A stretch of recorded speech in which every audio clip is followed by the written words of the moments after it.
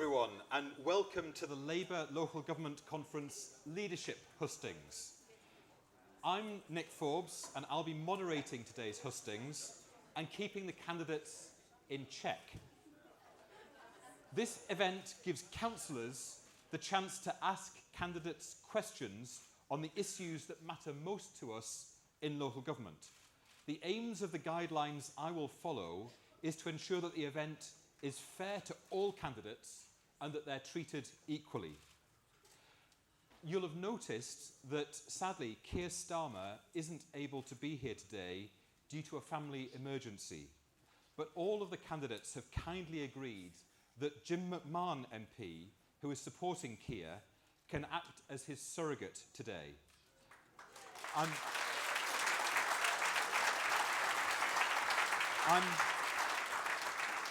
I'm sure we'll all send Keir our very best wishes at what's a difficult time for him and his family. And thank you to the other candidates for your understanding. We've had lots of questions submitted, and what we've done is pick a broad representative sample of the questions that people have put forward. We're not going to have opening statements, but move straight into answering the questions. But at the end, candidates will get 2 minutes for any closing statements. Each candidate will have 90 seconds to answer the question and a further 45 seconds to answer any follow-up questions that I might ask or probe around.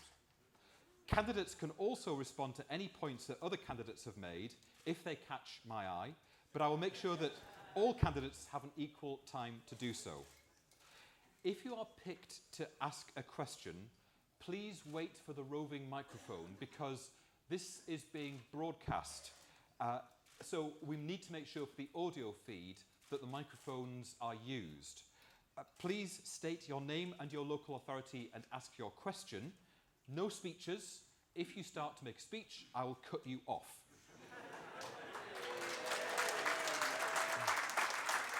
Before we came out onto the stage, the candidates drew lots to decide which one of them will start with the question.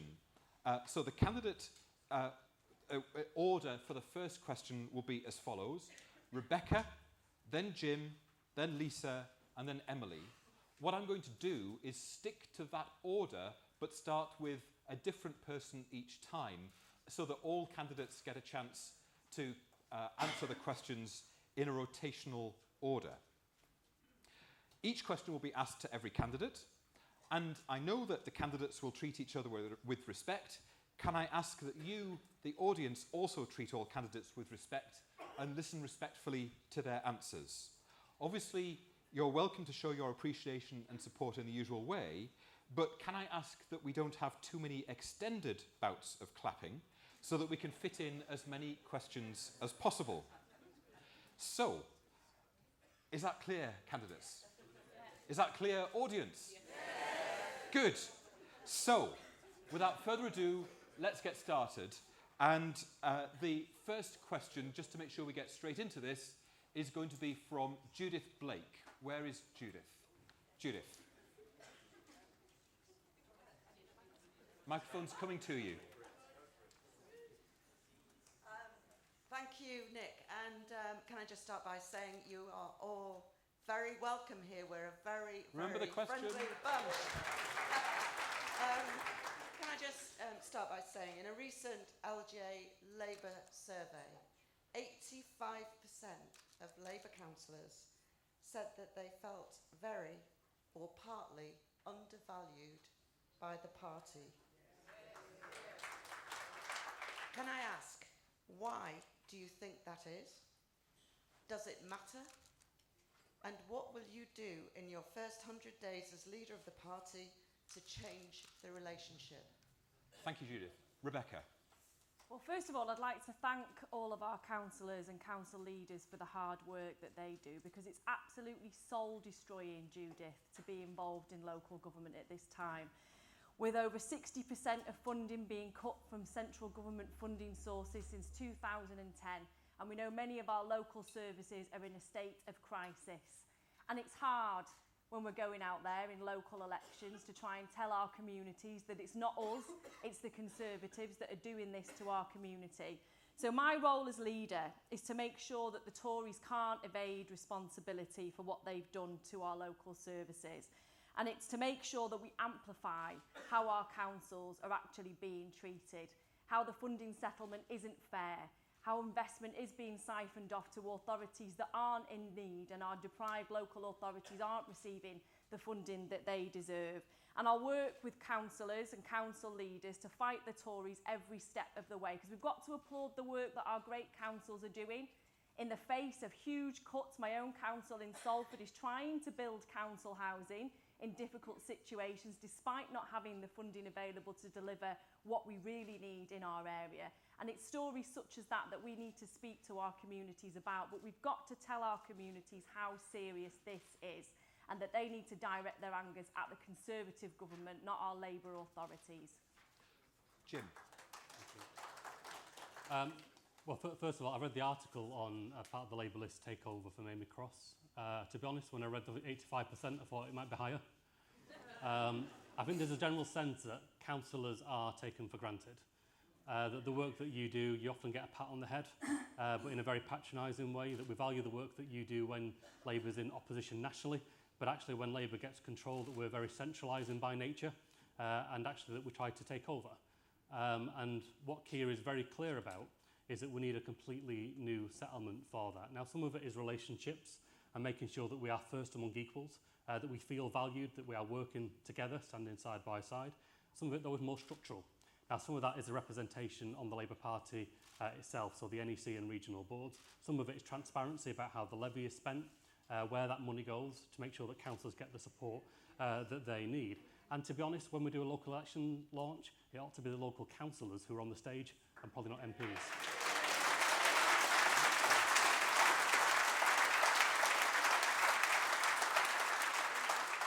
Lisa? I feel like just saying what he said. So I think there's a few things behind this. I think, first of all, that we don't celebrate what we do where we are in power. I think it's profoundly disrespectful when we write manifestos and we tell local government what we're going to do about local government without any conversation about what that looks like. I think it's really disgraceful when we don't recognise that good things are happening around the country and they don't make it into our manifestos, so that we're not shouting about those successes and those achievements. That in Wales they were so frustrated, where we're actually in government in one of the nations of the UK, to find a manifesto handed to them that said we'll abolish parking charges at hospitals and bring back the EMA. They've already done it, and we should be telling people about it. And we need to celebrate what our Labour groups in opposition are doing. I spent my time as a councillor in opposition, and it is bloody hard work. And you are often the people who see first what the Tories are doing at local level, and things like Northamptonshire County Council, because we listened, because we heard what that Labour group had uncovered and had seen, we were able to give it voice at PMQs and get the Tories on the run. I think you see things coming, and we need to respect that. If we'd listened to Simon Greaves, the leader of Bassett Law, it would have been no surprise that we're about to lose seats all over that region. And finally, I would just say this. You guys are under attack from the public a lot because of the Tory cuts. You should never, ever, ever be under attack from Labour members and from the NEC and from your own side.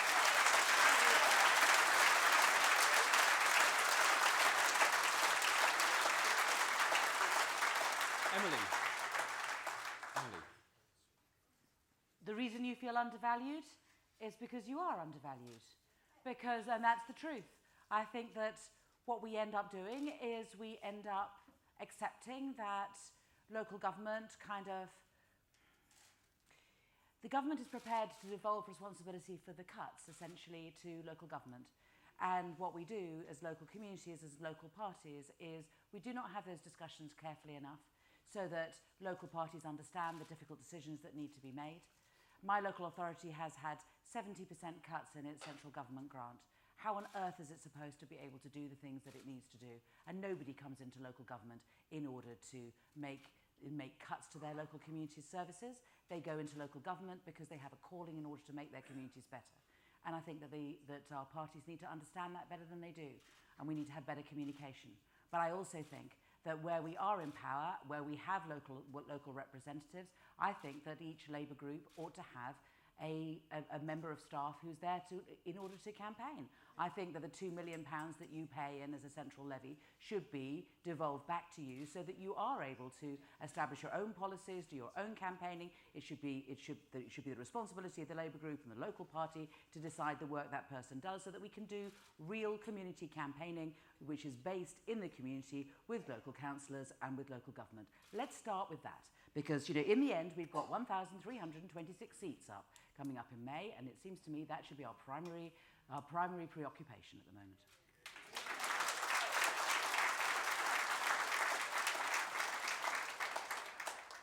So, our next question is from Amy Cross.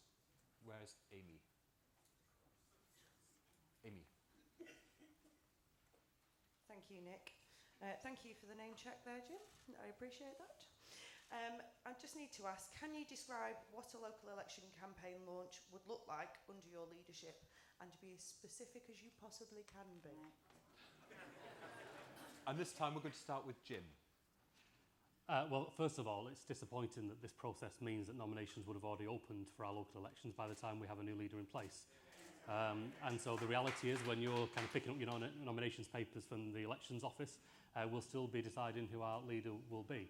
But Keir is absolutely clear that he will lead from the front on this and that he will give voice, but not about telling local campaign groups what to do, but about celebrating the manifesto that would have already been created at that point to be Labour's grassroots manifesto, to actually show what Labour is achieving in power and where we're in opposition, to show what ward members are doing at a local level, making sure that you get resources within the regions to support campaigns at a local level, but then, to be honest, the ongoing support, because you know as well as I do, it doesn't just stop on the election day itself. It's making sure that you have support for the first 100 days at least to make sure that your manifesto can be delivered.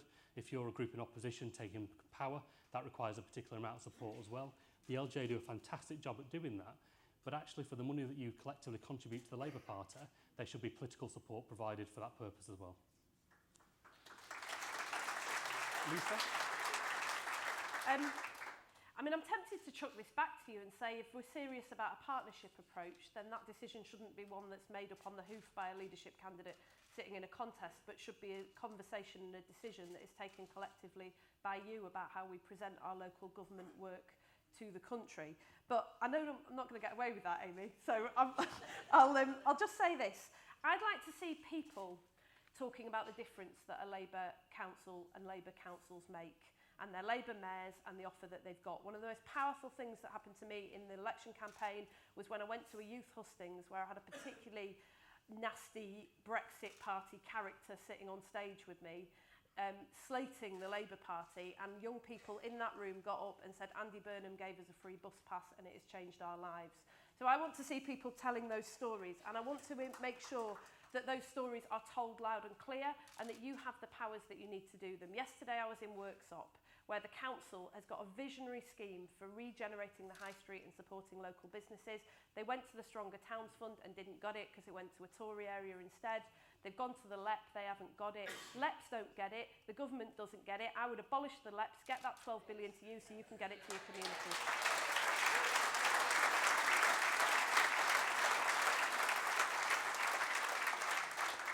Emily.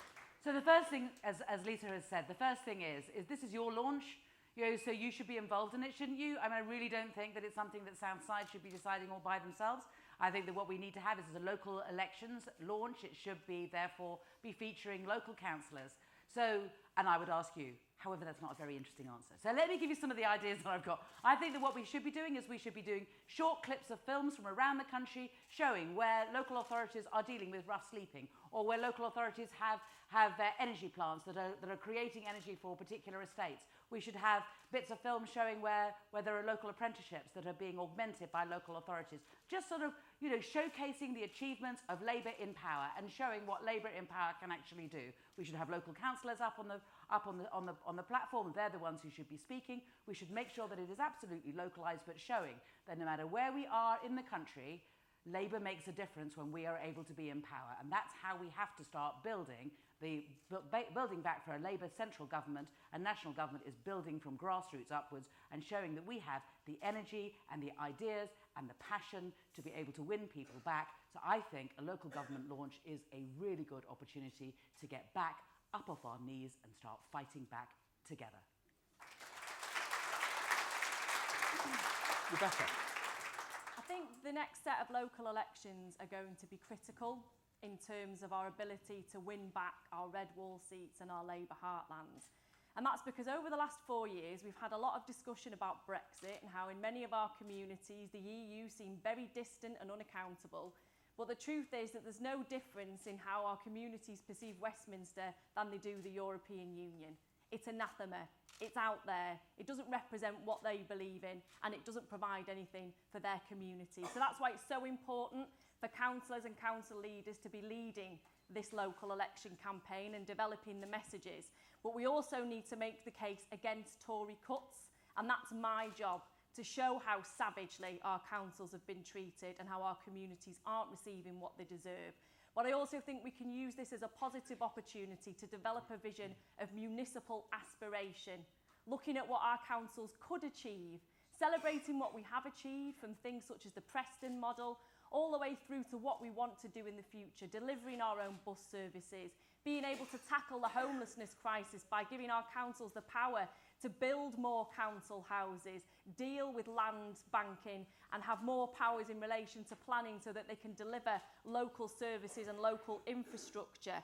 Looking at things such as home insulation and the climate crisis and what our councils can do to push that agenda forward, as well as developing our own local energy co-ops and communities like they've done here in Nottingham. These are great stories, and they're a vision of the future that will help us win the next general election, not just our local elections. Thank you.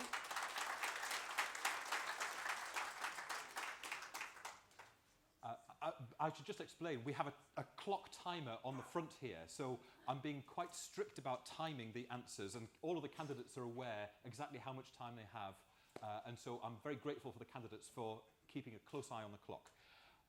Time for another question. This time, the question is going to be Sharma Tatler.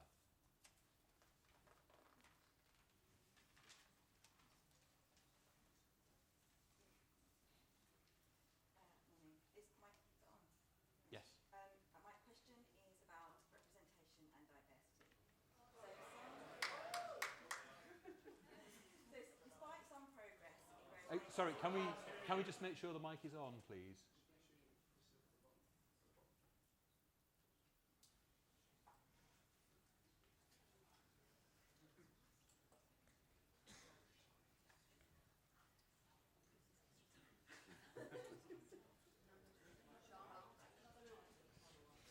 Thank you, technology. As always in local government, we have a plan B. So despite some progress, some Labour groups are not as diverse as they could be. And for example, only 1 in 5 council leaders are women. The LJ Labour group made several suggestions to the Democracy Review, but I think that was pretty much thrown out of the picture. So as leader, how would you encourage greater representation amongst Labour councillors? This time I'm going to start with Lisa. Great stuff. Thanks very much, Sharma. So the flip side of where we are in power and telling the great stories and earning back the trust to govern through local government is that where we are in power, we have to do good and we have to live our values. And if we're honest, we're not doing that at all at the moment in local government. We may be better than other political parties, but that is such a low bar. So on disability, why is it that we don't have people who help you to fill in forms that you need if you're visually impaired or blind or partially sighted? Why is it that we don't make disabled adaptations as a party? I've been approached by candidates who say that they would never stand for the Labour Party again because we just didn't put the support in place. On class, on BAME representation for single mums, we are just not doing good enough. And, you know, it's not just about getting more women councillors onto the council. If you are a council leader who's appointed your entire cabinet made up of men and then appoints a token woman to do the children's brief. You are not living our values, and you need to do far, far better. We're wasting talent. We can't afford to do it. We need the talent, the widest talent in our communities, on those benches, and crucially, in those rooms, making those decisions. Emily. We have to look like the communities that we serve. We have to, and that's just how it is. And there's no arguing about it. And what we have to do, I think, particularly when it comes to women and people from ethnic minorities, we have to ask them. We have to talent spot. We have to make sure that they are asked, and then they'll say no, and then you ask them again, and then they say no, and then you ask them again, and eventually they say yes. Let me give you an example, right? I was knocking on doors on the day of the general election. I knocked on the door of a woman who had become British that day. And I spoke to her, and she had the most... We were talking about the Iraq War. That shows how long ago it was. And she had this extraordinary, really in-depth analysis of what had happened. And I said to her, why don't you join the Labour Party? You can't vote, but join the Labour Party today. Well, having won the seat and looking desperately for people to stand for the local council, I rang her up sort of 9 months later and said, you've been in the Labour Party long enough, will you stand for the council? And she said no. And then I rang her again, and she said no. And then eventually she said yes. And eventually, she won that seat. And she was the first woman of Algerian descent to ever become mayor of any local authority anywhere. That's what you have to do. You have to get out there and you have to search out people, and people who are really good, we have to ask them and bring them in and develop them and support them. And yes, it has to be that we do this. And if we have quotas, then that helps to focus our minds. We shouldn't need quotas. We should know that we need to be doing this, and we need to continue to reach out. It has to be part of our culture, it seems to me, and we need to keep moving on and never be complacent. Not until we look like the communities that we seek to serve will we have solved this.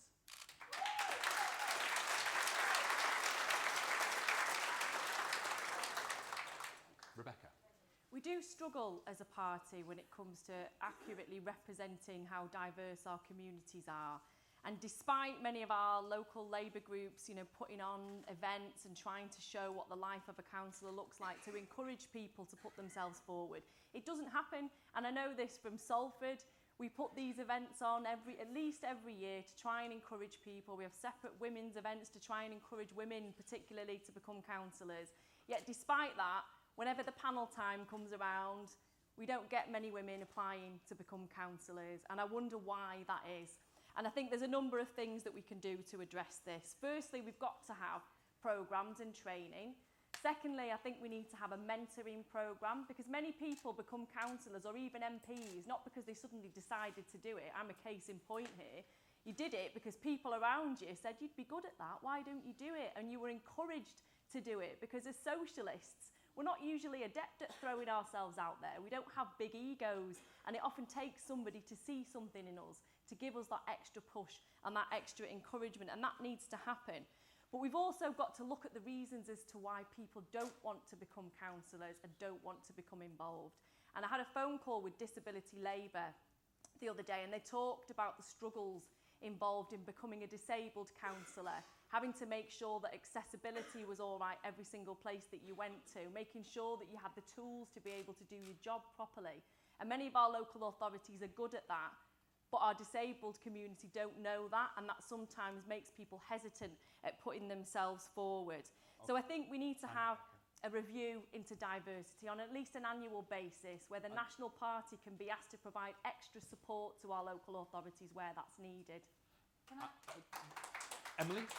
I just wanted to raise a challenge, because I don't know if it's likely within the rules, whether we're doing this in accordance to the law or anything else. So if it's not according to the law, we don't do this. But let's just say we did, whereby in Islington, we don't allow a panel of 3 unless there is a woman.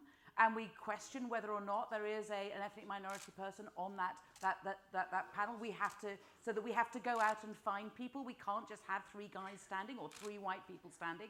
And we make it clear that that's what's expected of the ward, to go out and talent spot. Don't you think we should be doing that?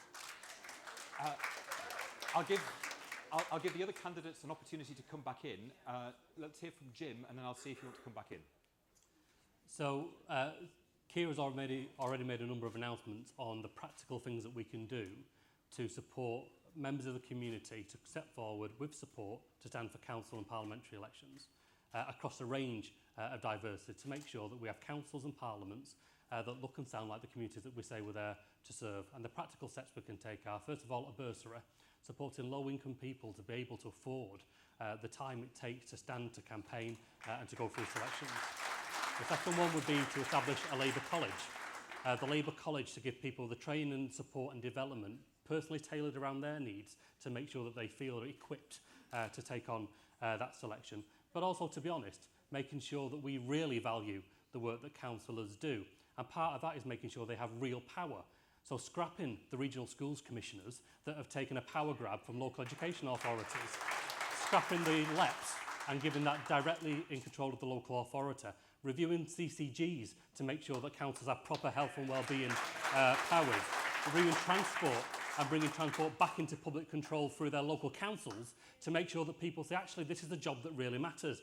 But finally, you've got to recruit and retain talent, and you can't retain people if you're not paying fairly and if people are worried about their own pension pot. And so Keir is absolutely clear that he will campaign in opposition and in government to make sure that councillors have a pension once again.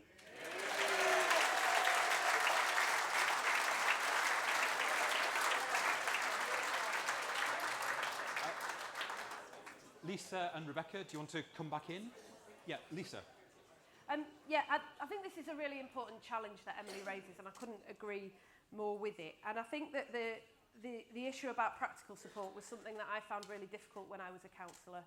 It was both mentoring. I needed people to help guide me through that system as a new, fairly young councillor, feeling fairly unconfident. And Emily is right that often it's women who tend to stand back in those situations. So we need to get much better at living our values and supporting one another too. We also need the very practical measures in place. I found the lack of admin support actually really, really difficult as a councillor.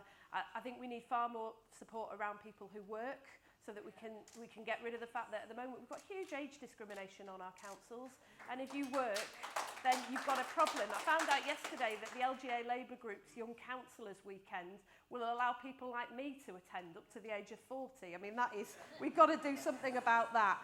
And finally, I would just say this, it isn't just about pensions and maternity and paternity leave, although all Labour councils should be offering those things for their councillors, but it's also about culture.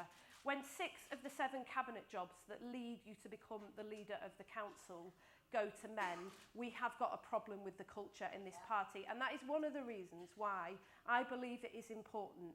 You've got to choose the best candidate for this job, and I would ask you to look at all of us and consider all of us in turn. But if you believe that there is a woman on this panel good enough to do it, let's break that glass ceiling once and for all and set the tone and the culture right in this party.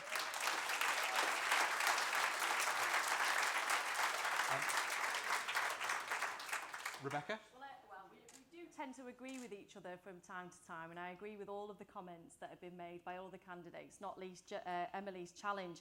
But I think there is an issue about practical support, and we do need to look at things such as bursaries, providing that direct financial assistance. But we also need to look at the culture that we've got within many of our local authorities. And one thing that's always struck me is that when you decide to become a councillor, many times, unless you're retired, you're in full-time or part-time employment. And to juggle that alongside a career and to do your job properly as a councillor, it's very, very difficult, particularly when council meetings take place during the day rather than being in the evening, so that you can try and fit it in alongside your job responsibilities. So I think we do need to look at more flexibility so that we can encourage a wider and more diverse range of candidates coming forward. And that means allowing flexibility in being a councillor and making sure that we provide as much accessibility as we possibly can.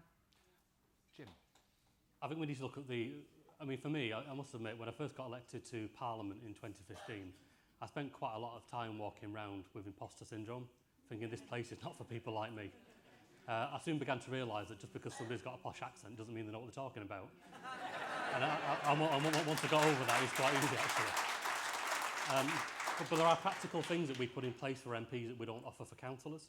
So if you're an MP and you lose your seat, you get a period of payments to support you to transition back into the workplace. If you're a councillor and you lose your seat, the money stops on day one. So we need to look at the structural barriers there where people do take a risk, but also pay fairly. If you're a council leader or a cabinet member, you have significantly more power than a backbench MP, but that's not reflected in pay and reward. Now, I know this is not popular, And I know that this is not kind of public consumption stuff, but it's really important. If you don't address those structural barriers, then we are never going to get people, particularly of working age, to say that this is a career and something I can do. It can be a calling, but these are serious jobs with serious responsibilities. It's about time we paid fairly.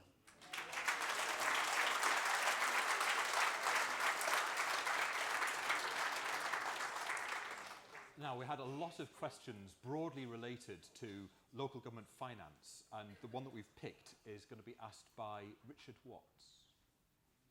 Where is Richard? At the back. Thank you, Nick. I'm Richard Watts, leader of Islington Council. I'd like to ask the panel, is it time to abolish council tax?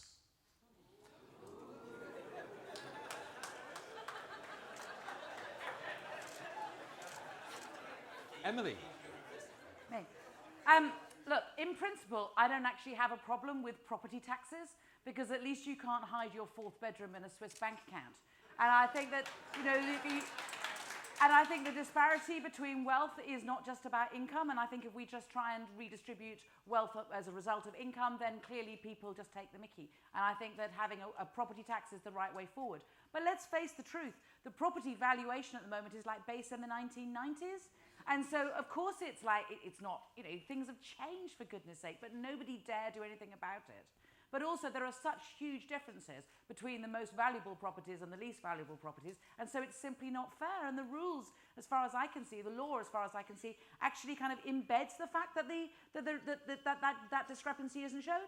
And so I think that we have to basically have a proper review of how we raise money for local authorities. We absolutely have to. That includes how we look at business rates and how we raise money in relation to business rates.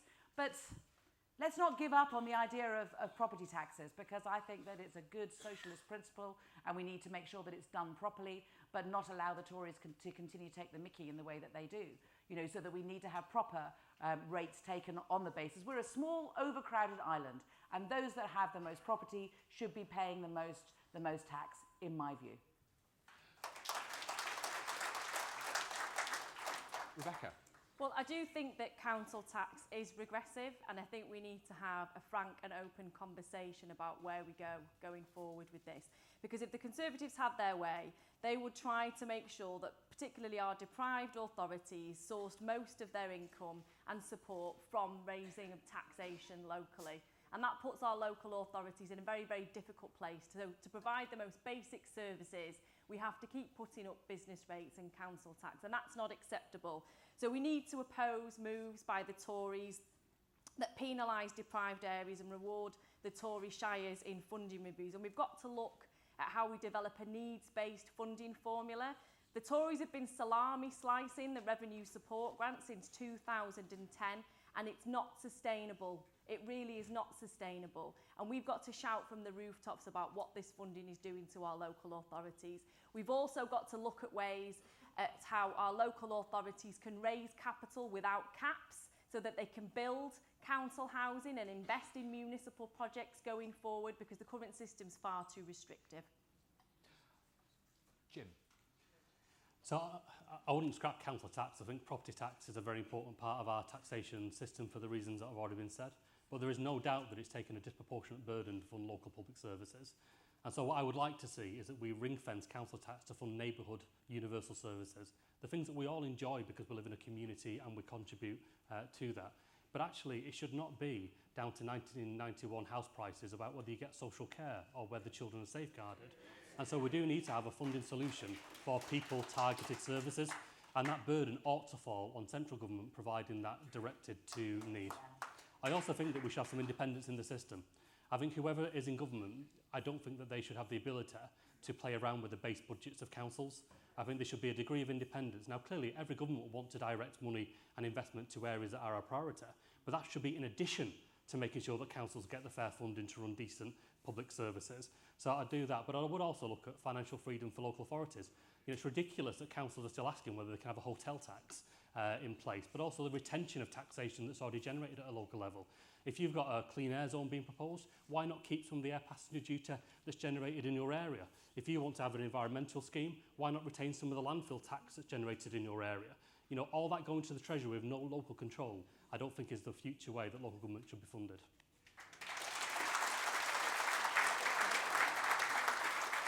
Lisa. I think that council tax is regressive, and I think it's part of the reason why councils face such hostility, especially in times of great cuts and great austerity. And I think there's something that we could do very, very quickly to deal with that, to deal with the fact that 80% of people don't use most council services or don't understand actually the council services that they do use and the role that the council plays in providing them. I think we should be going out not just asking people for votes, but actually campaigning to increase public understanding of what it is that councils actually do. And I think we could very quickly campaign to get the government to reinstate council tax support and relief schemes, because actually they were a significant way in which we helped to alleviate the burden on some of the people who can least bear it in the short term, while in the long term we think about revaluation. It would be easy for me to promise that as the Labour leader I would go out and make the case for revaluation, but you know, who has ever had the courage to do this in this country from any political party? Nobody. So we're going to have to go out there and win the argument with the public if we're going to do it. And we need to think about fairer forms of taxation too. We can't keep squeezing working people. We've got to think about things like land value taxation and how we get that money and how we build that fairer settlement. And finally, I would just say this.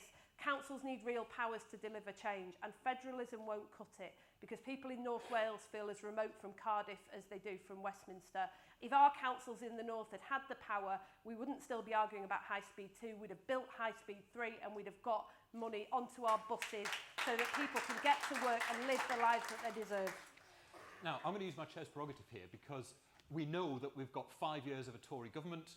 We know that they're hard-baking inequalities into the fair funding review. So I want to ask all of the candidates here, what tactics could you employ as leader of the Labour Party to stop the Tories from doing that and to highlight the inequalities that they're trying to push further on local government? And I'm going to start as the same question with same order with Emily on this. I think we should start with talking about social care. I think that we should start talking about social care and explaining just how bad things are. And every time they say, oh, we're putting in £1.5 billion into social care, well, they're putting in through the front door, and then they're shoveling out God knows how many more billions out the back door, and local authorities are the ones who have to carry the can. I think we need to be much clearer about that and clearer about the responsibility that local authorities have. I think we need to be clear about the fact that £1 in 4 that's spent on public funding comes from local authorities, but that they, you know, as I say, my local authorities had 70% cuts from central government, and yet they're the ones who are supposed to carry the can. I think we have to make it clear just what the difference is and how much money has been lost. But we need to do that from a basis of having united local parties who understand it, so that there is not the bickering, so that people understand that local authorities are doing their best, local councillors are doing their best, and we get out there on the doorstep and we campaign together to show that local authorities are being completely undermined by central government, and we will not stand for it. And that's the way in which I think we need to do it. And when we get an opportunity on a national platform, I think we need to start thinking about some really good, you know, examples of where it is that local government is simply being undermined by the way in which that they're doing things.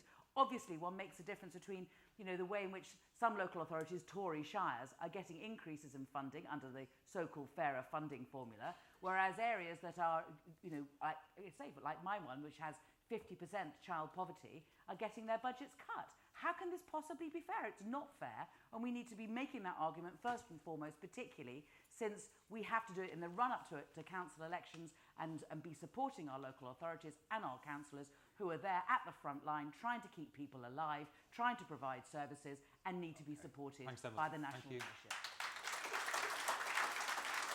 Rebecca. I think there's two things that we need to do. First of all, we've got to build a mass movement to campaign against what's happening, because this isn't a case of people being angry because they're not having the bins collected as often as they'd like. These are life and death services that are on the line at the moment. So we've got to bring together as many people across our communities as we possibly can, from our trade unions through to our members, through to activists who are campaigning against the cuts.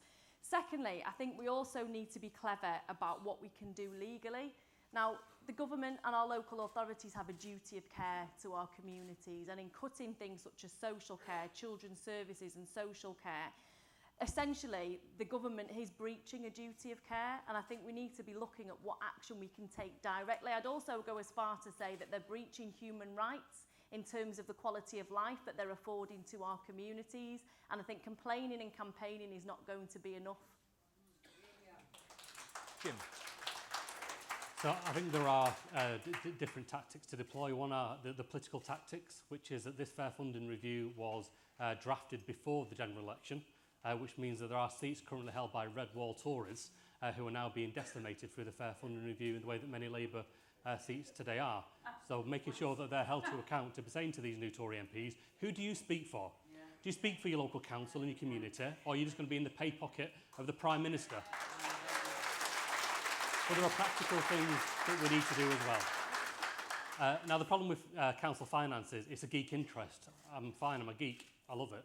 But most MPs don't, and we need to make this as simple to understand as possible. So providing that constituency level data in the way that the LJ have done, and they've done a fantastic job a couple of weekends ago through The Guardian to highlight that, to make sure that every MP fully understands the impact of their local authority. We need to be absolutely clear, though, that the last line of defence are our Labour councils. And it cannot be the case that for far too long they are caught right in the middle of a Tory government wielding the axe, but local members and sometimes their local MPs who are campaigning against the very difficult decisions that need to be taken at a local level. So a clear message. There will be no Labour group that will be pressurised into setting an illegal budget. You have a responsibility and you need support, and you'll get that.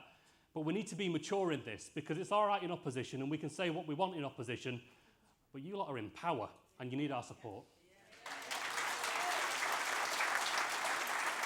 Lisa. I don't think there's any substitute for going out there and winning the argument. And I think the lesson of the last few years and all of the seismic shocks we've seen in Britain is that you have to be out making the argument, not just sitting in the House of Commons challenging Boris Johnson, although that is an important part of the story, but it's not the only part of the story, and we are not winning this argument with the public at the moment. I think we have to make the moral case for what councils do. You know, when you've inherited public health responsibilities and yet the budget has been slashed by 14%, what does that mean? That means there's a 10-year gap in life expectancy in my constituency between communities just 2 miles apart. In one, people live to know their grandchildren, and in another, they don't. This is a moral outrage, and we should be making the case in those terms. We need to get much better at empowering the community to walk with us in that fight. My own council brought in something called the Deal in Wigan in response to austerity, and we helped work with local people so that they wrote the plan to keep our libraries open, to increase volunteering, to increase recycling rates, to cut bin collections but not cut them as much as we were going to. And between us, what we've done is awaken a consciousness that hasn't been there since the miners' strike, and people now feel that this Tory government is doing this to us, not just to their council, and so they're going out and they're fighting it at every turn. There is no substitute for going out there and making and winning the argument with the public, and as leader, that's what I will do, and that is a promise that I make to every single one of you in this room. Now, several people have talked today about the survey that we've done of Labour councillors, and there are lots of issues that came up in that survey that we know that councillors are unhappy with. So candidates don't know I'm going to do this, but what I'm now going to do is a quick fire round of yes and no answers. So, and I'm going to start in the order that we started it, because we've been through 4 questions already, so I'm going to start with Rebecca. What I want is just a yes or no answer from each of you to these questions. So firstly, should councillors be entitled to membership of the local government pension scheme? Yes. Yes. Jim? Yep. Yeah. Emily? Yep. Lisa. That was the easy starter. Next question, yes or no. Will you argue for a greater proportion of National Executive Committee seats to be reserved for local government? Rebecca? Oh, yes. Yes. Keir has said yes. I will. It's not within yes the or gift. no, Of, Lisa? it's not within. But just want to say this: it's not within Yes the gift or of the no? leader alone. But No, I will that's- argue for it. That's yes. why we said argue. Yes. And Emily? Yes. Next question. Will you restore the local government speaking slot at Labour's annual conference? Yes. Yes? Absolutely. Yes. Yep. Should Labour groups retain the right to elect our own group leader? Yes? Absolutely. Yes, and the cabinet. That's a yes, Emily? Yeah. So, on the crucial issues that everybody has raised in the survey, we have 4 yeses from each of the candidates. So you're all through to the next round.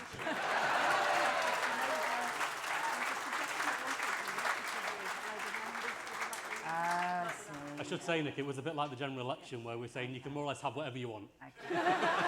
Now is the time to ask.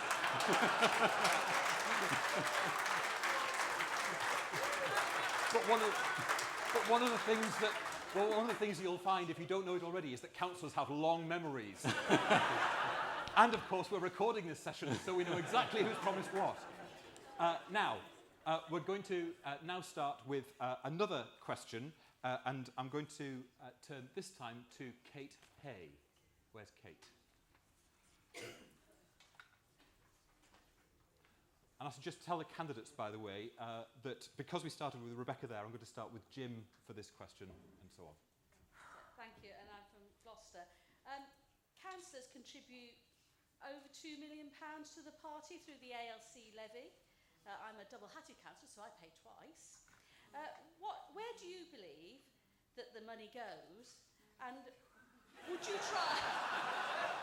B... And would you try to change this if elected? Jim. Well, the honest answer is I don't know where the money goes any more than anybody in this room does. And that's the problem, isn't it? Which is, and again, in terms of are we equals in the relationship, if you're a parliamentarian and you pay the levy through your MP salary, then we know that that money goes to support the Parliamentary Labour Party office. We get staff and we get support, and we know where that money goes. I think having the same entitlement is really important. I think councillors ought not to downplay their contribution either. So I've heard quite often the 2%, the £2 million figure. That's a drop in the ocean. If you add on top the payments made directly to their local Labour groups, it ends up being much, much more significant.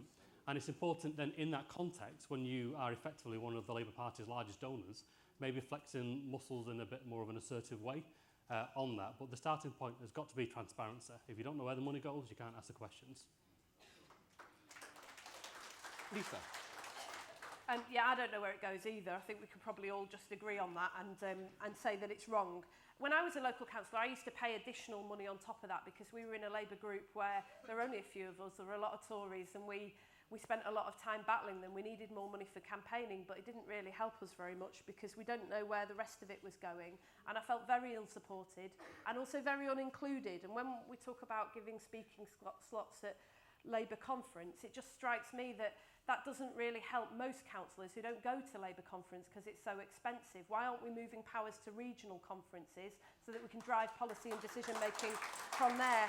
And when I was the Shadow Energy Secretary, I worked with 60 Labour councils around the country to talk about the clean energy schemes that they were putting in place, from turbines in the Thames to underwriting solar power schemes to building their own power stations. Many of you sitting here in this room were part of that, and you were cutting 15% of the UK's carbon footprint, even at a time when the Tories were slashing solar and blocking wind and giving money to dirty diesel.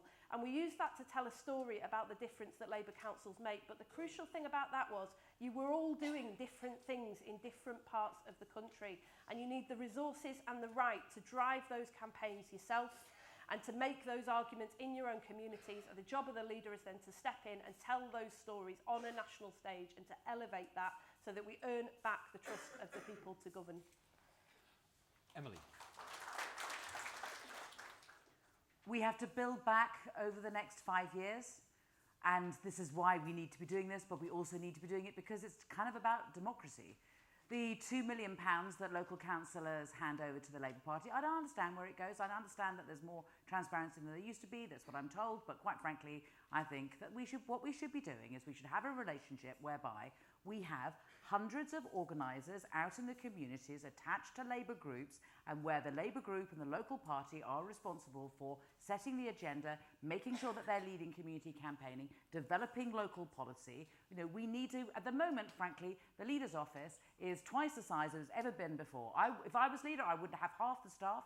And I would expect Southside to be much smaller, and I would expect those powers to be out in the local communities as granular as it can be. And quite frankly, we need to make sure that local campaigning is run at local level by local elected politicians. So instead of you guys just handing over £2 million to Southside where it disappears, you know, it should be the other way out. It ought to be that the power is going out to you so that you can be the ones who are leading the campaigning, developing the policy and having the voice. You're the ones who are in power locally. Now, of course, there may be some Labour groups where there's only 1 or 2 Labour councillors, and in those circumstances, I'm sure they could share, you know. But where there is a decent-sized Labour group in opposition or leading it, there should be a full-time organiser, because otherwise we are not going to get back into power nationally, and we really need to be back in power nationally so that you guys can do your job properly, working in conjunction with a proper Labour government who's going to look after the whole of our country.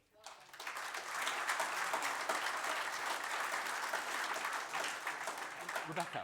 Thanks, Kate. I have no idea where the money goes, but on top of your Labour group levy that I'm sure most of you pay, and many of you will pay an additional levy to your local branches to top up your campaign funds, it's not sustainable going forward. And one of the things that's always irked me is that our MP campaigns and our national campaigns have always very much been seen in isolation to our local campaigns, and they can't. Because the only way that we're going to win a general election is by rebuilding trust within our communities, and it's our councillors who do that. So we need to join up our campaigning strategy, and that means a joining together of our funding streams for that as well, and a lot more transparency about where that funding comes from and where it goes to. I also think that we do need support in community organising. Our councillors are community organisers, and they do a fantastic job, but they need to have additional support to be able to do the developing work that they need to do within their communities, and that will require additional resource, and we need to focus it very strategically in areas that we need to retain and areas that we need to win. Let me ask all of the candidates, do you think that community organisers is the way forward and is a sensible use of party resources? Jim? If I may, we might all give the impression that for the levy that you pay, you don't get anything in return. And I just want to say for balance that there are dedicated Labour Party staff at Southside who work really hard to make sure that you get some support, who support the ALC, and I know they support the work of the front bench as well, but you know, let's not allow it all to be, there's absolutely nothing. There are really decent people who are working hard for all councillors. Sorry, Nick. Sorry, I'm saying, do you think community organisers is a sensible use of resources? It's an important question, because actually at the heart of the question about how we use our resources is what kind of party we think we are and what we're trying to achieve. Where campaigns work best, you have an organiser that is hardwired to the Labour group, and that the local campaigns and the constituency campaigns with their MPs are one and the same, and you work as a team to co-produce a campaign that's about people in place. You know, actually, if I'm honest, most people in my town don't care about what happens in Parliament. They absolutely do care about what happens in their neighbourhood. And that's by and large driven by the council. So it's in my interest for that to be a co-produced plan where we celebrate the successes of the Labour Council. And of course, me acting in support of that. But for me, I'd much prefer that than a disconnected campaign coordinator that's maybe run from the regional office or from HQ. Lisa?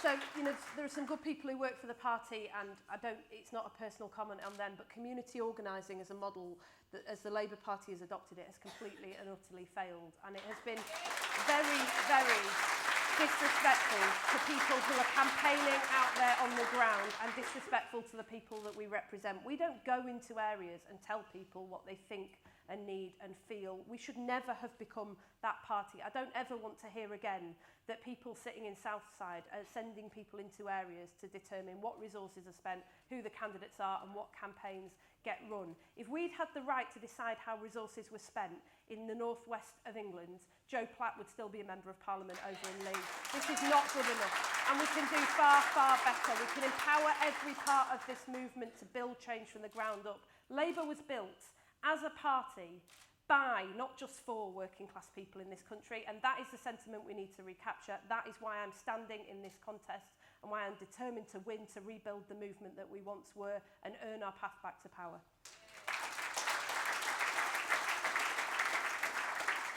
Emily?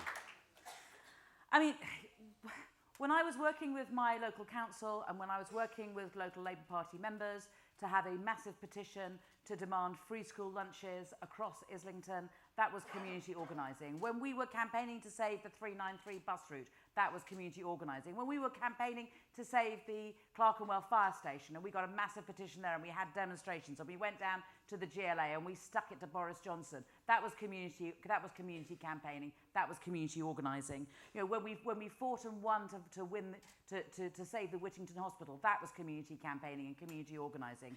I don't quite understand why it is, and I have met some community organisers who are bloody great, you know, but why is it that they are answerable to Southside and not in the communities? I don't understand that. And that's why what I say is this, is that we need to have communities and Labour parties that work together, and that's why each of them should have an organiser themselves, which is answerable, whose agenda is set by local councillors and by the local party, and that we should all be working together. Every day that we spend arguing amongst ourselves is a day when we are not delivering services and we are not taking it to the Tories. Because, I mean, we are the party that was created by working people in order to be a party of power. We have to be a party of power, because if we're not in power, then we can't deliver to local people. You know, and it's all very well, us, you know, and of course some people may want us to be a protest movement, but frankly, the days of us being cuddly, hopeless lefties has got to be over. It's got to be over. We can be cuddly, we can be lefty, but we have to be in power.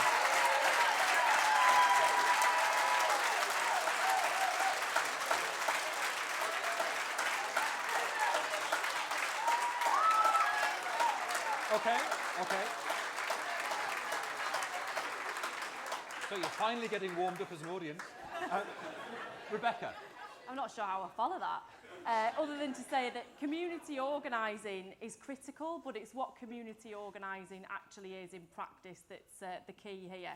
And a community organiser or an organising group should always be there to support the activities of the Labour group and to support the activities of the MP or the parliamentary candidate, not as two separate entities, but bringing together the community around campaigns such as campaigning against cuts, bringing together communities around ideas for policy like we did with our Green Industrial Revolution, because community building is key.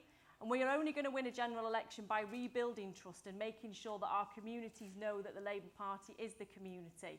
Our councillors already do a great job in this. They don't need to be told how to organise. They just need a bit of help and a bit of resource. Now, I'm going to start broadening this out a bit and take a few questions from the floor. So can I see hands, please? Anybody who wants to ask a question? Can I take Sean right over at the back?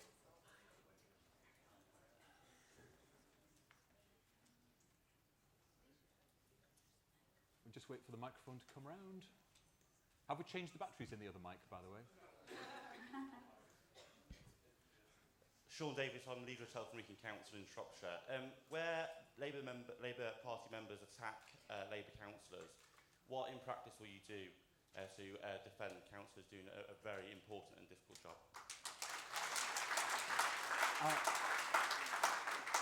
I think for this, do we start with Lisa? Is that right?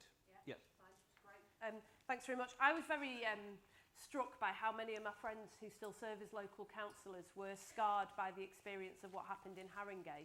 I have friends who are on that council, and they had very different views about whether the development vehicle was the right approach or not. My own view actually is that if I'd been on that council, I probably would have voted against it. In fact, I would have voted against it because I think a 50-50 split in public assets hands too much power to the private sector.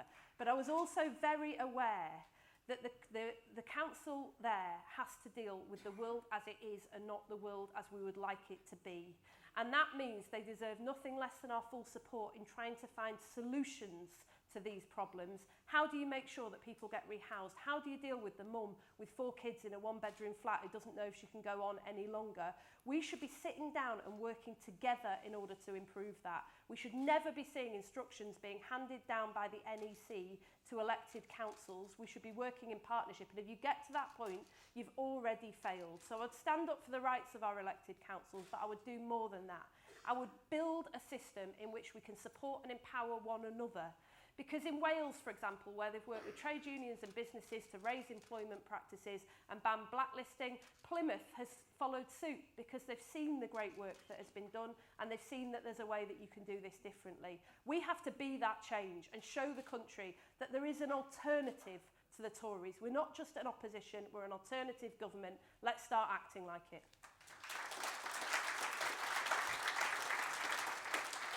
Emily.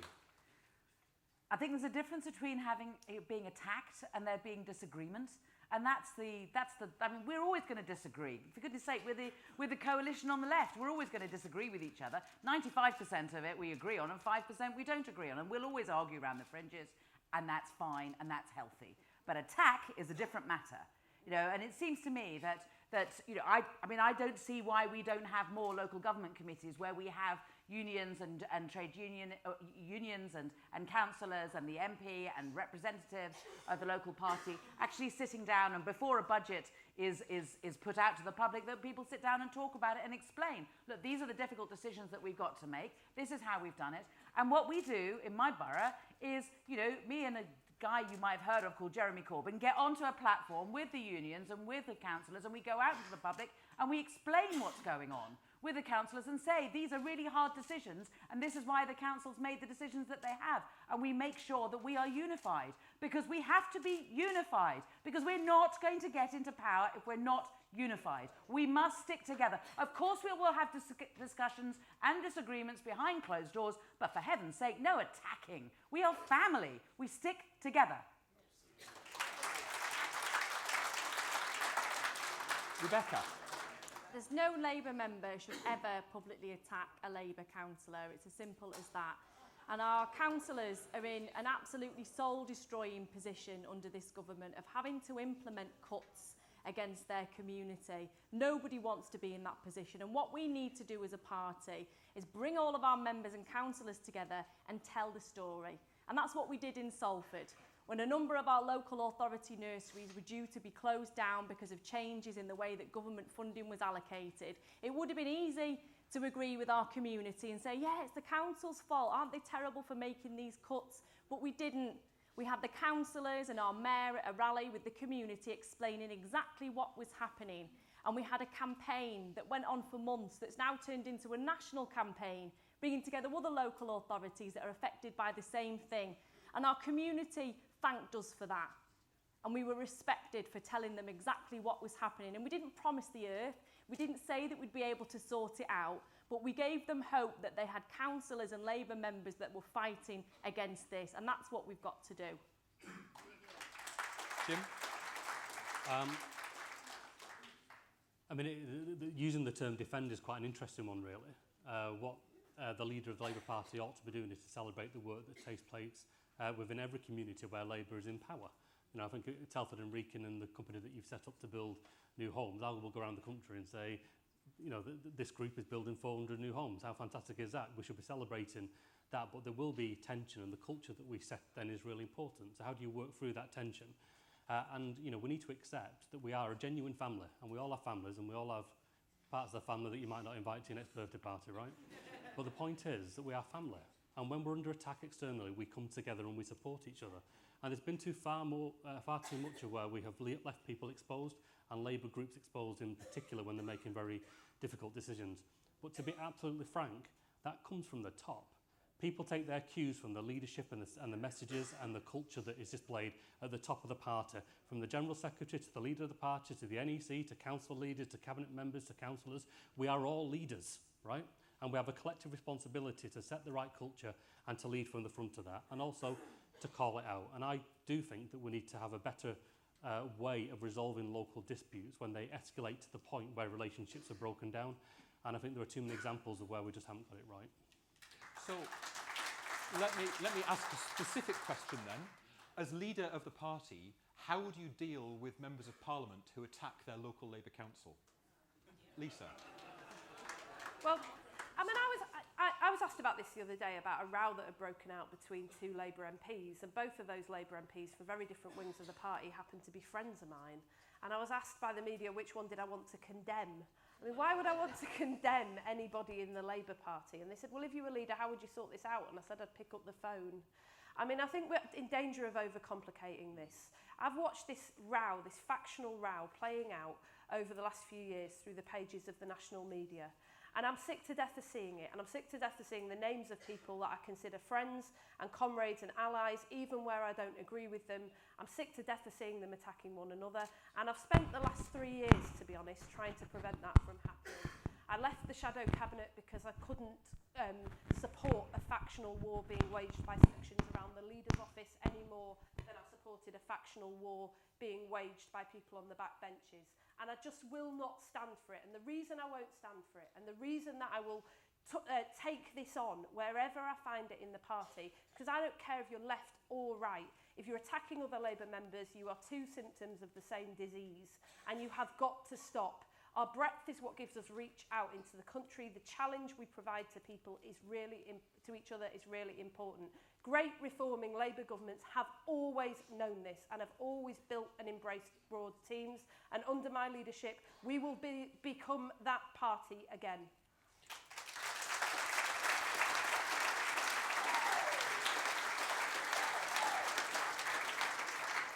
Emily. The question is, what would you do with an MP who was attacking their local council? Is that it? How would you deal with it? So, I mean, I think, again, it just comes back to this word attack. That's what I don't... I mean, there should be room for criticism, but I don't think that you should do it publicly. And, you know, and any criticism that I have had whenever I have been in a team and I have been trusted, I never leak and I never brief. I just don't do it. You know, you just don't do it because you stick together. And I think... You know, and Lisa and I had a disagreement about what to do in relation to the leadership, and I remained in the shadow cabinet because my view was that the party belongs to the membership, and the membership had chosen Jeremy as the leader, and it was my duty to make him the best leader that he possibly could be. And frankly, you know, it was quite tough. I mean, at one stage I was Foreign Secretary and Defence Secretary at the same time. Another time I was Foreign Secretary and Brexit Secretary at the same time. I mean, I know some people had to be up late eating pizza, but I tell you, I did all of these different jobs all at the same time and supported the leader in the way that he needed to be supported. And that's the way that I do things, because my commitment to the Labour Party is first and foremost born in the party, die in the party, do not do anything to undermine the party, no matter what.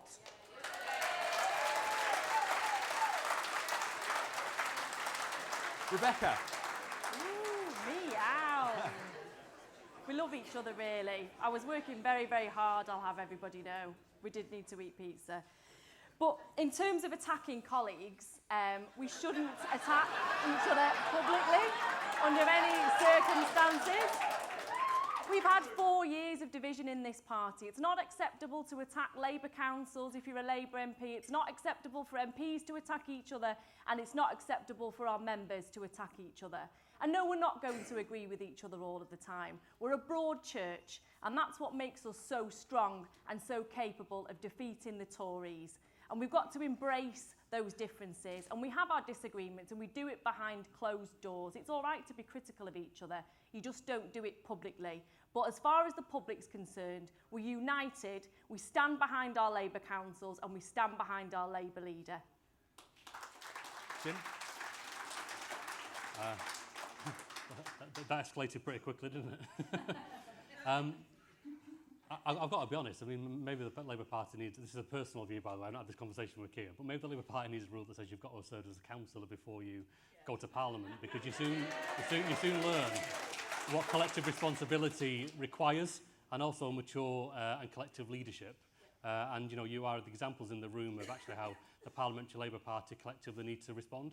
Now, people have their own reasons for doing what they do, but listen, like Brexit, we all individually might think that we have done the right thing and acted in our conscience and all that stuff, but collectively we can't escape the fact that the Parliament system to the public looks chaotic. And then we need to kind of reflect the same on our party, to be honest. I think, to be honest, we should be able to disagree and just treat each other like human beings. You know, I should say, like, you know, Jeremy Corbyn's been a bit of a kind of lightning rod for some of this, and I've got to say, on a personal level, he has always been hugely supportive, hugely friendly, and has been, for me, a good, you know, somebody to go to for support. But we can disagree on policy. Why? Because we treat each other like human beings. We respect each other. And I think just having that sense of humanity and that we are a family, I think, is part of that. In terms of how you deal with an MP that's maybe gone wayward, well, we have a whip system, but actually this is not just about whipping, it's about building bridges as much as it is about building walls.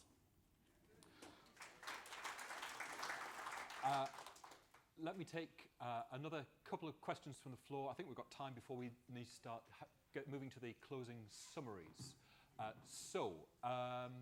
Let me take Debbie.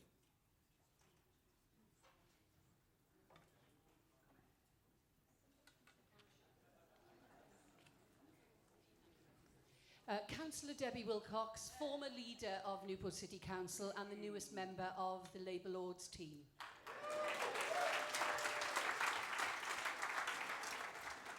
And I know there are differences about the Lords amongst the candidates. I'm not going to get into that. What I am going to say is I saw the three of you plus Kia in Cardiff last Sunday. Again, another excellent hustings. And my question and my issue is, you talked about the forthcoming elections for my English comrades in May.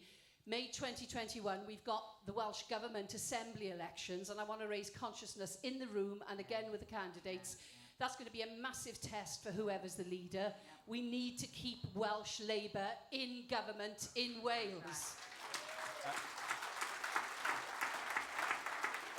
So what are you going to do about it, Bet? Emily. Lady Wilcox, we're going to fight it. We're going to make sure that that is the only national government that we have, and we're going to keep it that way. And we're going to celebrate all the achievements that Wales has, and there have been a very large number, and we need to make sure that people get it. And they need to understand what a difference Labour makes in Wales, and we need to be out there fighting it, but we need to make sure that we have the resources going into that area. I mean, poor old Welsh Labour, I mean, as far as I can see, they spend all their time, driving through the mountains of Snowdonia.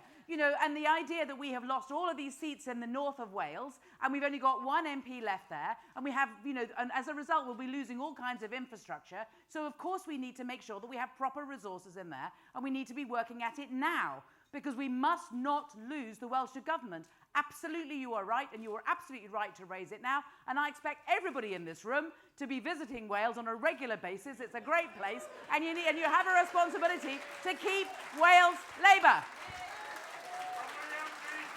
Rebecca. Rebecca. We've got to recognise that we can't just leave campaigning in Wales to our Welsh colleagues. It has to be a national campaign, because the Tories have used our Welsh colleagues as an opportunity to try and attack the great work that they've been doing time and time again. Every time there's a question at PMQs about the NHS, Boris Johnson tries to smear what's happening in Wales, and unfortunately those mistruths and misrepresentations gain traction, even though our colleagues are doing a fantastic job with very limited resources. Wales is one of the only places in the UK that already has free prescriptions, yet many people within England don't know that. So I think we need to champion the great work that they've done. We've also got to make sure that all of our constituencies bordering Wales or within a drive of Wales, that we ship in activists and have them campaigning on the ground, whether you're in Liverpool, whether you're on the edge of Stroud or Gloucester or around there. You should be in Wales campaigning for those Welsh Assembly elections, because we won't win a general election without Wales. It's as simple as that. Jim. I think, to be honest, we, as a national party, we slightly need to learn to let go a bit. We are very centralising as a party. I think the very fact you have to ask that question maybe displays that. But it struck me in the manifesto, which by and large I thought was extremely good. There probably wasn't enough consideration given to our councils, our metro mayors, our police and crime commissioners, but also where we're in power in Wales. An example of that would be our pledge to nationalise water, where actually it's owned by the people in Wales. So why on earth would we want to take it off the people and put it into the state, right? Now that's a personal view, I should say. We're not having a conversation with Kia. But you do get that point around. It's not good enough just to nod to Wales and say thank you for what you do. It's important that what happens in Wales is hardwired into our policy. And 21 is a fantastic time to do it, and I do know Kia would do this, which is to come and to celebrate for the very first time that 16 and 17-year-olds in Wales will be given the right to vote.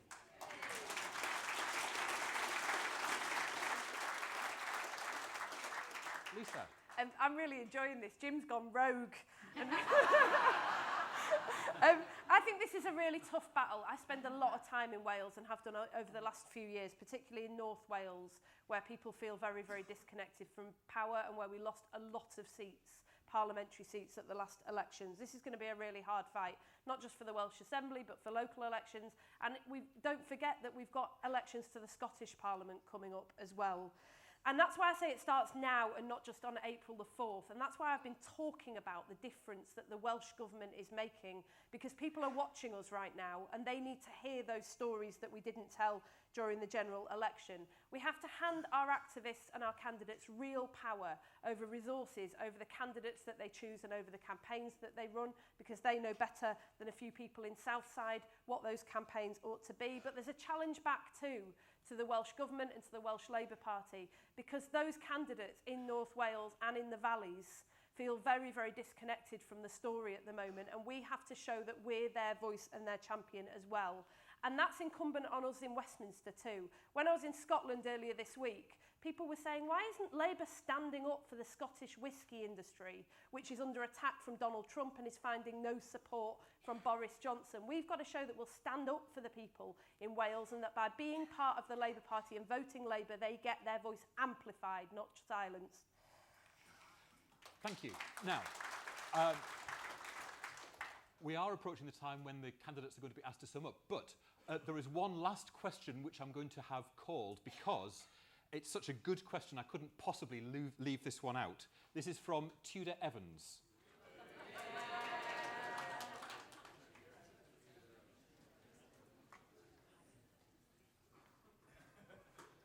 Oh yeah. Councillor Tudor Evans, leader of Plymouth, Britain's most southerly Labour control council, by the way.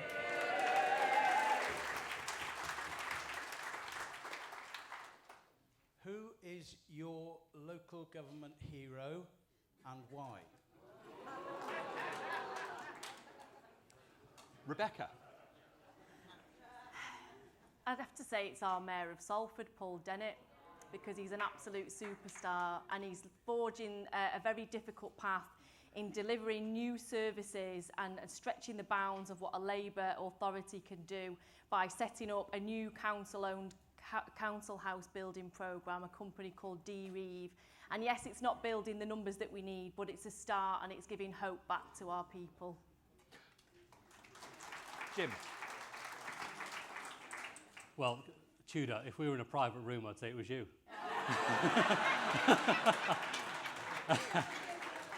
But we're not, and this is a Hustings, so I can't say that. Well, I mean, the truth is you all are, and I know that sounds very corny, but, you know, well, but it's the correct answer, and you're going to say it in a second anyway. Because the work that you do in standing up for your communities, but also actually, although we talk about cuts and how desperate it is, giving hope in really difficult times, rebuilding local economies, giving people a sense of the future is absolutely critical. But from a personal point of view, it would be a woman called Judith Hayes, who nearly 20 years ago gave me the encouragement to stand to be a councillor for the first time. And her guidance, her steerage meant for 13 years, it was one of the most fulfilling periods of my life. I owe her quite a lot.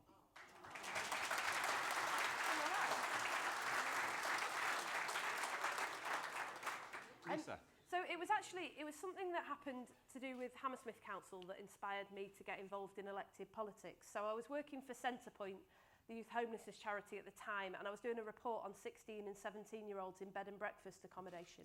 And I met a young woman in a B&B in Hammersmith who had been sexually harassed by the owner of the B&B that was being paid by the council to accommodate her.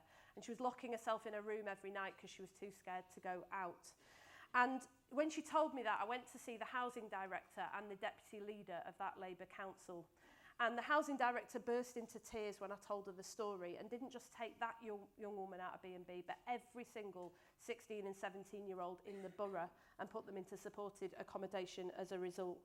And we went to see the Labour government, and the Labour government, it was Yvette Cooper at the time, was the minister, the housing minister, and she changed the law so that 16 and 17-year-olds didn't have to stay in bed and breakfast accommodation anymore. But it was that young woman, it was that housing director, and it was that deputy leader of the council who heard what was happening and stepped forward and opened the door to change that really inspired me. And I went on to stand for Hammersmith Council and later to become their lead member for housing, where we did all sorts of amazing things with and for the community. That's what inspires me. That's the leadership that inspires me, and that's the leadership that I am determined to show.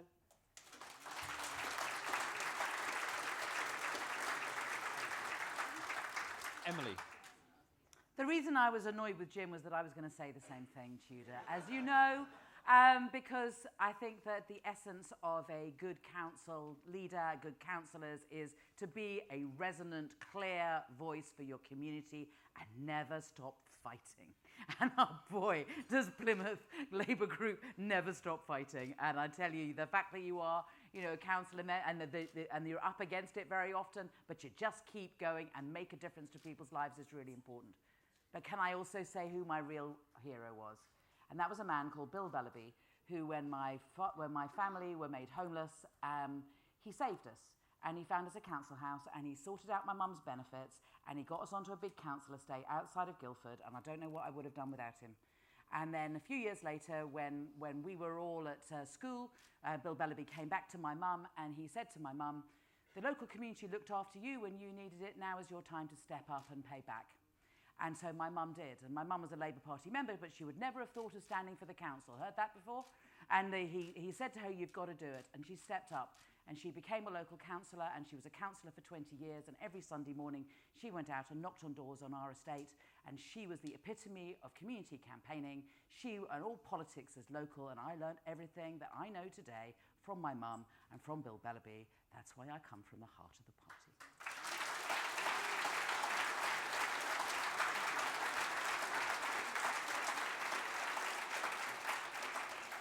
So, we're now going to move to the candidates' final statements, and I'm going to revert to the original order in which they drew lots and invite them, and they have 2 minutes to make their final pitch to us here today. So, can I first of all invite Rebecca?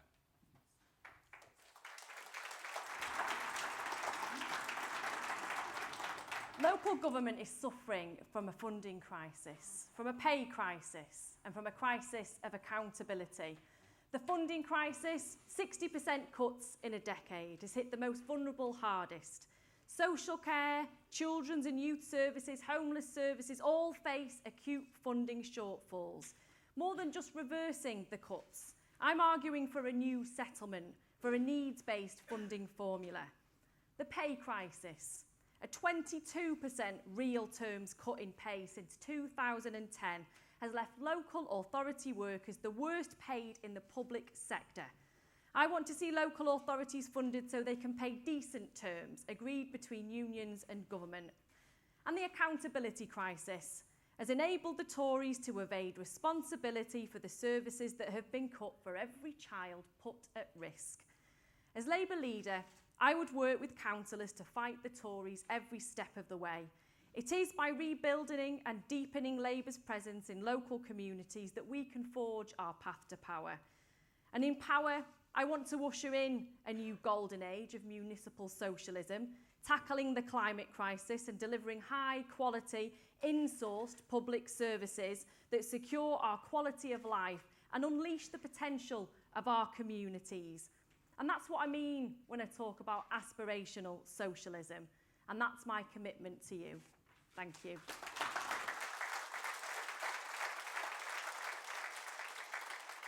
Thank you, Rebecca. Now, on behalf of Keir, Jim.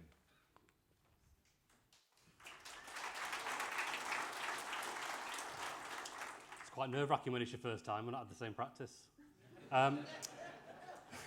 Listen, I'm really proud to stand here for Keir.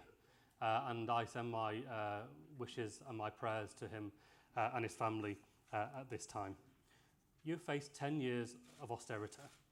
In very difficult circumstances, you've had to make some horrendous decisions to keep your community afloat. The government have devolved blame and responsibility, but not given you the resources needed to really pick up and lead from the front.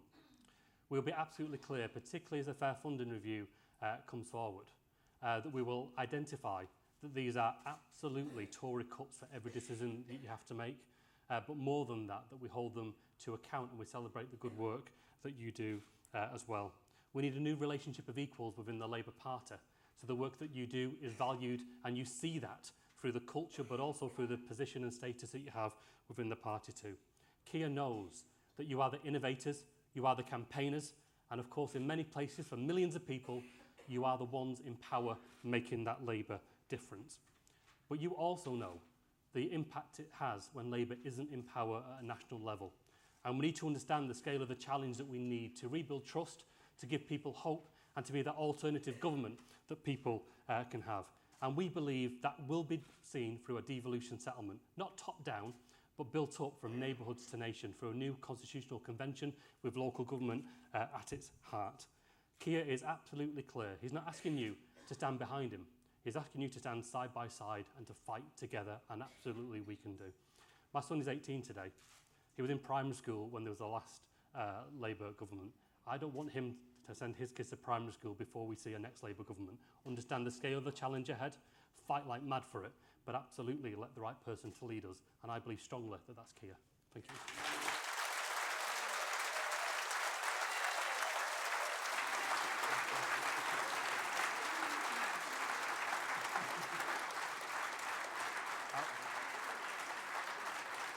Thank you, Jim.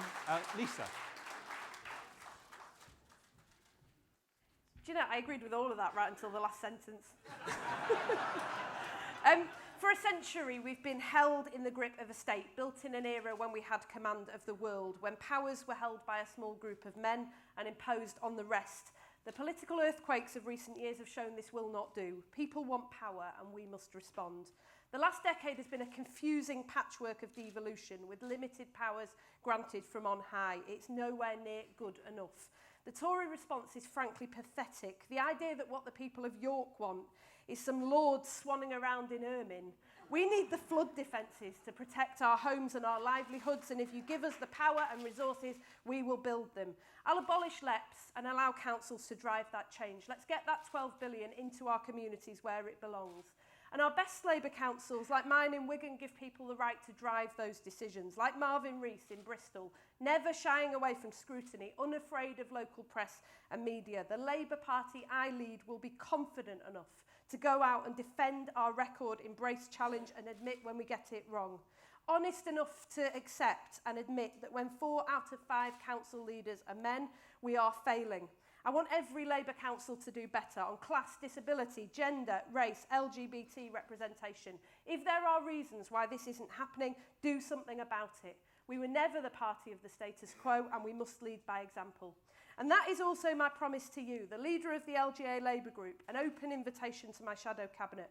Our councillors with a strong collective voice on our NEC and in this leadership contest. I want councillors, AMs and MSPs in our front bench teams, especially in the places where we have no MPs. We can and we must do things differently. Our councillors are our grassroots government out in the country. We do not exist to defend the status quo. We seek to advance. We can win again if we show the same fighting spirit you have over and over again. It will take a movement, and we will win together.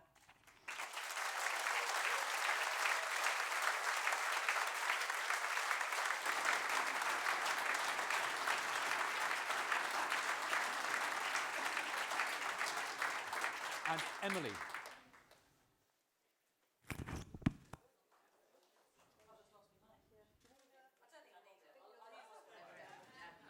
I probably don't need a mic at all, let's face it. I don't know, there must be times when you wonder why on earth you do this. I mean, here you are trying to make your communities better. You feel that you have a calling. You want to try, you come from your community, you're proud of your community, but you know there are better things that can come from it. And you have so many ideas, and there's so much that could be done. And then the Tories keep slashing your budget. And they slash it again, and they slash it again. And I know that there are areas that have 60%, my area has 70% cuts from central government. And of course, they don't take responsibility for that.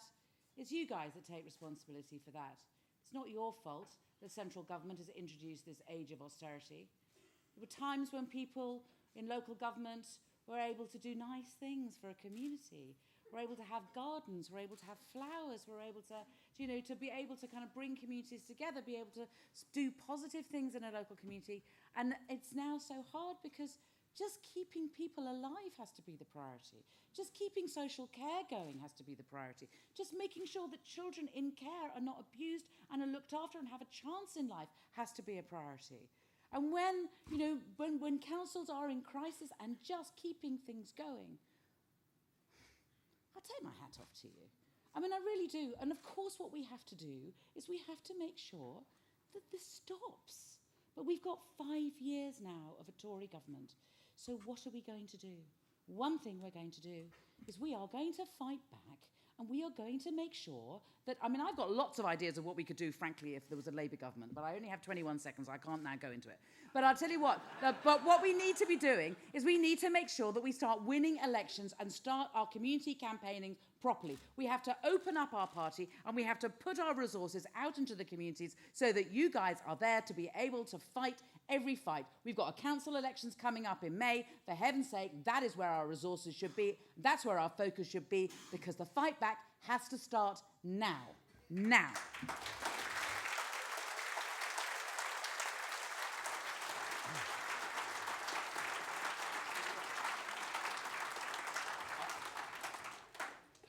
I think that's been an absolutely fantastic 90 minutes of really serious debate.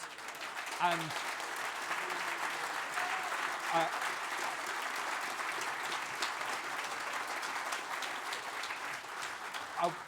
I want to say directly to the candidates, but also to you, I think the debate that we've just had, the tough but fair questions, the sense of collective coming together, the sense of what we want to do for our communities and for our party, represents the very best of our movement. And not just tough questions, but a quick game of Labour's Got Talent in the middle of it. So I want to say a huge thank you to all of the candidates. It is...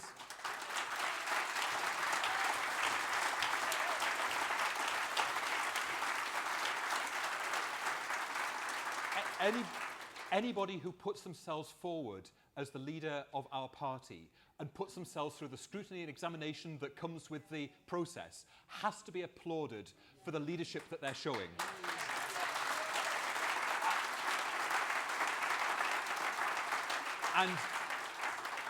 And we can make this promise as Labour local government that whichever one of you is elected as our new leader, we'll be walking alongside you to rebuild our party and our country.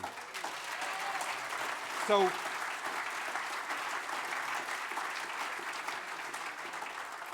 thank you very much, everybody. And don't forget, after lunch, we have the Deputy Leadership Hustings.